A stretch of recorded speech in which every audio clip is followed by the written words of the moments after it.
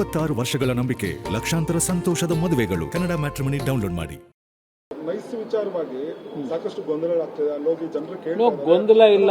ನಾನು ಕರ್ನಾಟಕ ರಾಜ್ಯದ ಜನತೆಗೆ ಕೈ ಜೋಡಿಸಿ ಮನವಿ ಮಾಡತಕ್ಕಂಥದ್ದು. ಹೈಕೋರ್ಟ್ ಆರ್ಡರ್ ಮಾಡಿದೆ. ಈ ಸರ್ಕಾರ ಹೈಕೋರ್ಟ್ ಏನು ಆದೇಶ ಮಾಡಿದೆ ಹೇಳಿ? ಹೈಕೋರ್ಟ್ ಆದೇಶ ಮಾಡೋದಲ್ಲ, ಹೈಕೋರ್ಟ್ ಆದೇಶ ಮಾಡಲ್ಲ. ರಾಜ್ಯ ಸರ್ಕಾರ ತೀರ್ಮಾನ ತೆಗೆದುಕೋಬೇಕು. ರಾಜ್ಯ ಸರ್ಕಾರ ನಡ್ಕೊಂಡಂತ ರೀತಿ ಏನಿದೆ? ಮೊದಲನೇ ಸಿಂಗಲ್ ಜಡ್ಜ್ ಏನು ಕೊಟ್ಟಿದ್ದಾರೆ, ಜಡ್ಜ್ಮೆಂಟು ಕೊಟ್ಟ ದಿವಸದೇ ತೀರ್ಮಾನ ಮಾಡಬೇಕಾಗಿತ್ತು. ನಾಡಿನ ಜನತೆಗೆ ಹೇಳ್ತೇನೆ, ಇವತ್ತು ಇಲ್ಲಿಗಲ್ ಆಗಿ ಟೋಲ್ ಕಲೆಕ್ಷನ್ ಆಗ್ತಾ ಇದೆ ಅಂತಕ್ಕಂಥದ್ದು ಕೋರ್ಟ್ನಲ್ಲಿ ಕೊಟ್ಟಿರ್ತಕ್ಕಂಥ ಫೈಂಡಿಂಗ್ಸು. ಫ್ರೇಮ್ವರ್ಕ್ ಅಗ್ರಿಮೆಂಟನ್ನು ಉಲ್ಲಂಘನೆ ಮಾಡಿ ಇವತ್ತು ಸರ್ಕಾರದ ಅನುಮತಿಗಳಿಲ್ಲದೆ ಬೇಕಾದಂಥ ಸಮಯದಲ್ಲಿ 7-8 ಬಾರಿ ದರವನ್ನು ಏರಿಕೆ ಮಾಡಿ ಬೆಂಗಳೂರಿನ ನಾಗರಿಕರ ಮೇಲೆ, ಪ್ರಯಾಣಿಕರ ಮೇಲೆ ಏರಿಕೆ ಮಾಡಿದ್ದಾರೆ.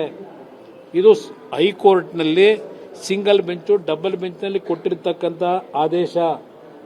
ಈ ಹಿನ್ನೆಲೆಯಲ್ಲಿ ನಾಡಿನ ಜನತೆಗೆ ಸರ್ಕಾರ ಯಾವಾಗ ಈ ಒಂದು ತೀರ್ಪು ಬಂದ ನಂತರವೂ ಜಾಣ ಮೌನಕ್ಕೆ ಒಳಗಾಗಿದ್ದಾರೆ, ಯಾತಕ್ಕೆ ಮೌನದಲ್ಲಿದ್ದಾರೆ? 1 ತಿಂಗಳಾಯ್ತಾ ಬಂತು, ಯಾತಕ್ಕೆ ತೀರ್ಮಾನ ಮಾಡಲಿಲ್ಲ? ಅವ್ರಿಗೂ ಇವ್ರಿಗೂ ಸಂಬಂಧ ಏನು? ನೈಸ್ ಕಂಪನಿಗೂ ಸರ್ಕಾರಕ್ಕೂ ಇರೋ ಸಂಬಂಧ ಏನು? ಈ ರಾಜ್ಯದಲ್ಲಿ ಮುಖ್ಯಮಂತ್ರಿಯಾಗಿ ಕೆಲಸ ನಿರ್ವಹಣೆ ಯಾರು ಮಾಡ್ತಾ ಇದ್ದಾರೆ? ಸರ್ಕಾರ ಯಾರು ನಡೆಸ್ತಾ ಇದ್ದಾರೆ? ಅಲ್ಲಿಗೆ ನೈಸ್ ಕಂಪನಿಯ ಮಾಲೀಕ ನಡೆಸ್ತಾ ಇದ್ದಾನೋ ಸರ್ಕಾರನ? ಇವತ್ತು ಶಿವಕುಮಾರ್ ಮುಖ್ಯಮಂತ್ರಿಯಾಗಿ ಕೆಲಸ ಮಾಡ್ತಾ ಇದ್ದಾರೋ?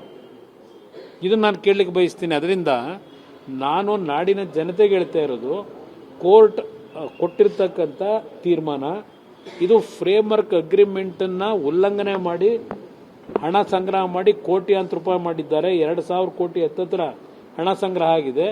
ಇದು ಆ ರಸ್ತೆಯಲ್ಲಿ ಓಡಾಡ್ತಕ್ಕಂಥ ಜನರ ಕಿಸೆಯಲ್ಲಿ ದರೋಡೆ ಮಾಡ್ತಿರ್ತಕ್ಕಂಥದ್ದು ಇದು ನೈಸ್ ಕಂಪನಿ.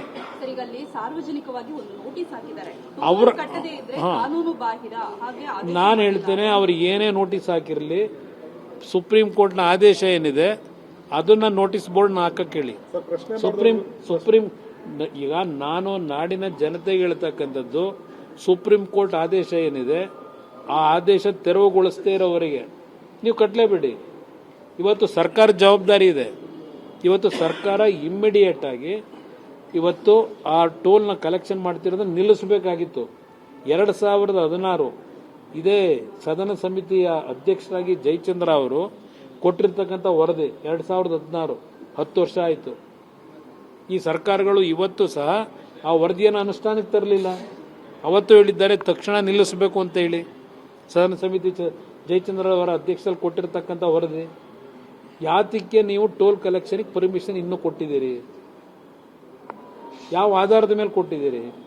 ಅದು ಅಕ್ರಮವಾಗಿ ಅವನು ದುಡ್ಡು ಕಲೆಕ್ಟ್ ಮಾಡ್ತಾ ಇದ್ದಾನೋ ಆ ಕಂಪನಿಯವನು, ಇಲ್ಲ ಇವತ್ತು ಲೀಗಲ್ ಆಗಿ ಮಾಡ್ತಾ ಇದ್ದಾನೋ, ಸಕ್ರಮವಾಗಿ ಮಾಡ್ತಾ ಇದ್ದಾನೋ? ಅದಕ್ಕೆ ನಾಡಿನ ಜನತೆಗೆ ಯಾರೂ ಹೆದರಬೇಕಾಗಿಲ್ಲ.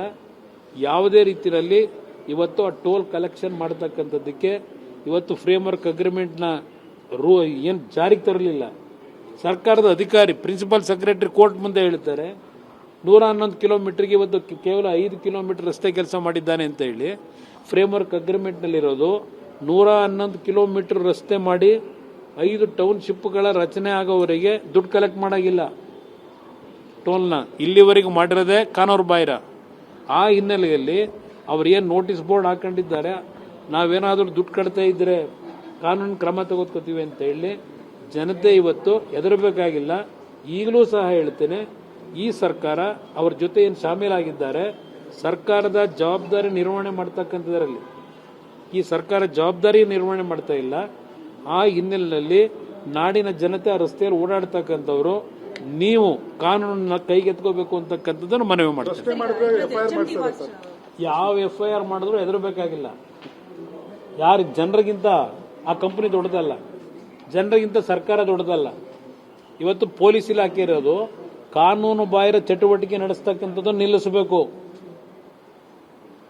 ಇವತ್ತು ಈ ಸರ್ಕಾರಕ್ಕೆ ಕೇಳ್ತೀನಿ, ಕೋರ್ಟ್ ಆದೇಶಗಳು ಅಂತ ಹೇಳಿ ರಸ್ತೆನಲ್ಲಿ ಬೀದಿ ವ್ಯಾಪಾರಿಗಳಿದ್ರಲ್ಲ, ಸುಪ್ರೀಂ ಕೋರ್ಟ್ ಆದೇಶ ಅಂತ ಹೇಳಿ ಬೆಂಗಳೂರು ನಗರದಲ್ಲಿ ಅಷ್ಟೇ ಅಲ್ಲ, ಇಡೀ ರಾಜ್ಯದ ಹಲವಾರು ತಾಲೂಕು ಕೇಂದ್ರಗಳಲ್ಲಿ ಇವತ್ತು ಬೀದಿ ಬದಿನಲ್ಲಿ ವ್ಯಾಪಾರ ಮಾಡ್ತಕ್ಕಂಥ, ಕಷ್ಟಪಟ್ಟು ಜೀವನ ಮಾಡ್ತಕ್ಕಂಥದ್ದು ಇಲ್ಲಿ ಹಗಲು ದರೋಡೆ ನಡೀತಾ ಇದೆ.